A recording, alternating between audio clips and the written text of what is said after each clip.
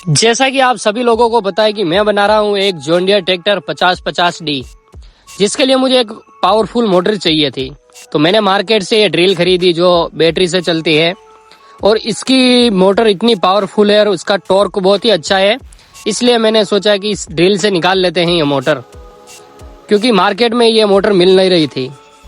तो इससे हमने ये ड्रिल खोल के मोटर निकाल ली है, और ये मोटर लगाने वाले हैं हम अपने जॉन डियर ट्रैक्टर में। तो सबसे पहले तो इसकी वायर वगैरह सारी छुड़ा लेते हैं।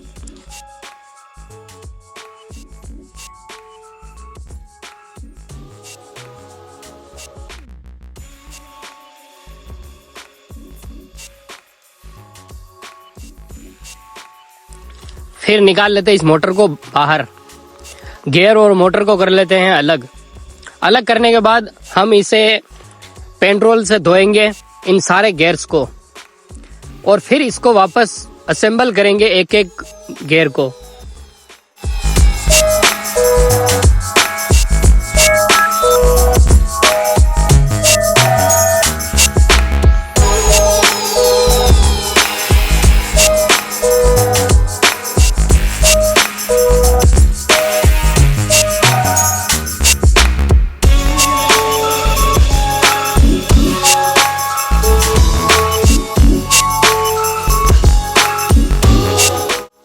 वीडियो को आप पूरा देखना अगर आप भी असेंबलिंग करना चाहते हो ऐसे गियर को। अगर आपने एक भी पार्ट मिस कर दिया तो फिर आप असेंबल नहीं कर पाओगे और गियर इधर उधर हो जाएंगे। तो अच्छे से वीडियो देखना आप।